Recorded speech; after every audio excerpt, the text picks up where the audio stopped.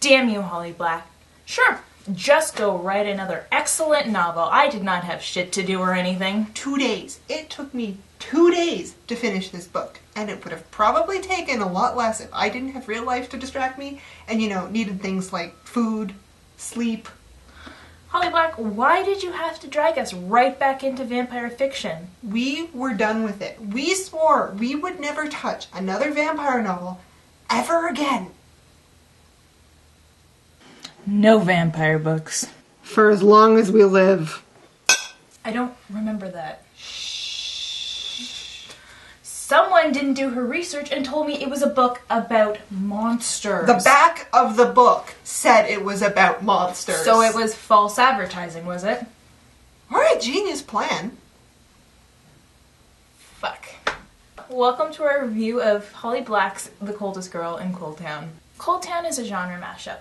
Vampires, dystopias, it's all mixed in there, and it works. And this is the first vampire novel that I have read in a long time that doesn't feel like it's been tarred and feathered by every other vampire novel that's come before it.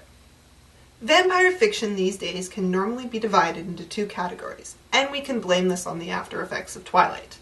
Category A, the self-proclaimed better than Twilight. Here you have your Vampire Diaries and your True Blood television adaptations. They're entrenched in vampires as sex gods and brooding romantic heroes, but they're constantly nudging you in the side saying, hey, look, we did it differently. You like it? Of course you do, 'cause we're better! And then there's Category B, which is a bit of a mixed bag. These stories took one look at Twilight and got the hell out of there, and are hell-bent on reclaiming the genre. You have your Strains, you have your Nosferatu wannabes. Their basic premise revolves around the one thing. Hey guys, vampires are scary.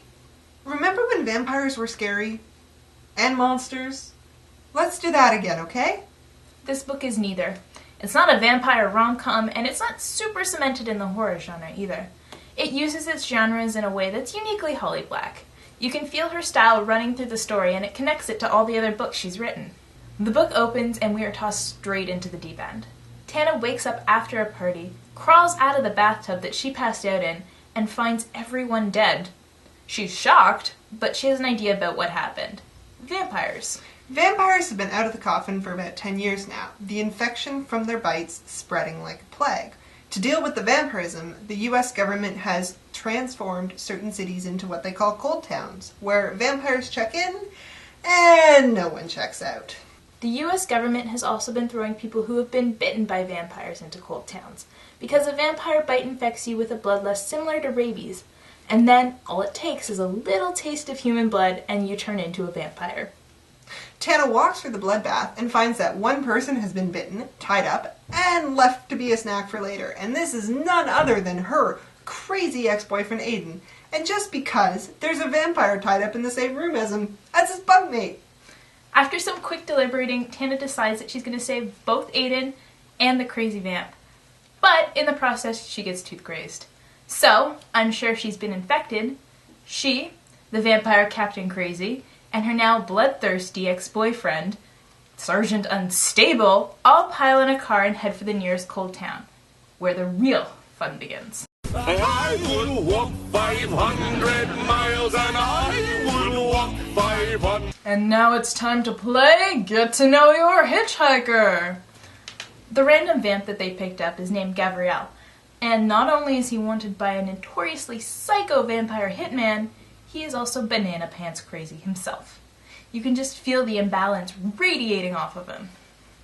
You are never exactly sure if Gabriel wants to eat Tana, or if he's just going along with her for shits and giggles. And he actually wants to go to Coldtown, which is very weird for a vampire. But in the end, he helps keep crazy infected Aiden in check. Aiden and Tana's relationship is fascinating. Their romance was never quite healthy, and Aiden getting infected never helped his self-destructive tendencies. I hate the little bastard. Me too, actually. Yes, this book is filled with villains and not so nice vampires, but Aiden is just a dick. He's selfish in ways that make you angry, and it's the fact that he claims to care for Tana that makes him seem even worse. I don't think any character comes off as malicious as Aiden. Eventually, they get into Coldtown, and Gabrielle lets Tana turn him in for a token. meaning that if she gets into Coldtown and it turns out she's not infected, she can leave. And that's only the first quarter of the book. Once you're in Coldtown, things take off. Tana meets a whole bunch of new people, humans and vampires. The regular rules of society have been checked at the gate, and you are in vampire world now, baby. Been holding that in for a while now, haven't you? Maybe. Holly Black has focused her post-apocalyptic world around the media. It may be impossible for people in cold towns to get out, but that doesn't mean they're completely cut off from the outside world. They have access to the internet, allowing for blogs and videos to get out.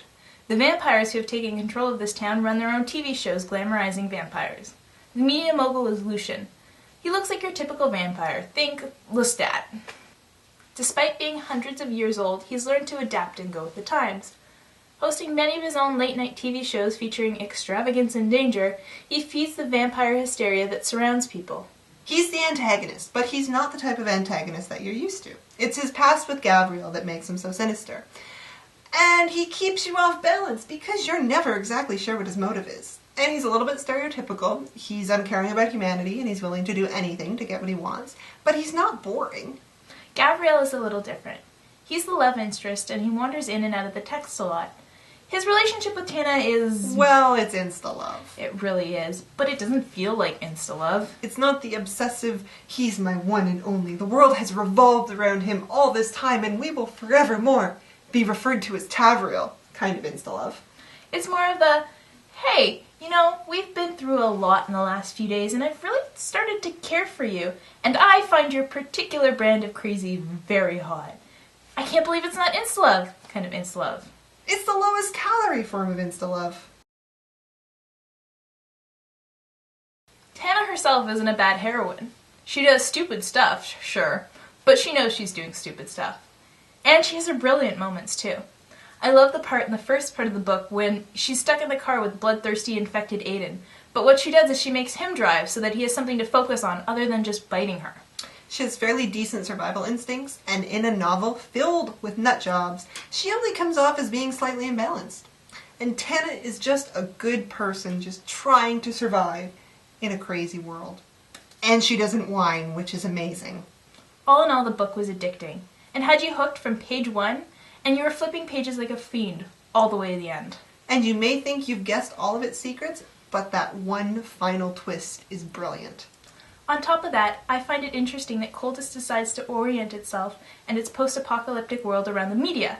It's not a new theme, but just take a look at these books. These books have been exploring the power of the media and our dependence on it. They focus on how the media can mislead us with misinformation, but also how it gives everyone a voice and creates a personal responsibility to communicate the truth. You are still a university nerd at heart, aren't you? I swear to God, the powers of bullshit come free with every university degree. So, your verdict on Coldest? I'm going through good book withdrawal. It's going to be a long time before we get something this good again. It was unpredictable and smart. It made vampires cool again. Really? You're not jumping the gun on that one? I can hope, right?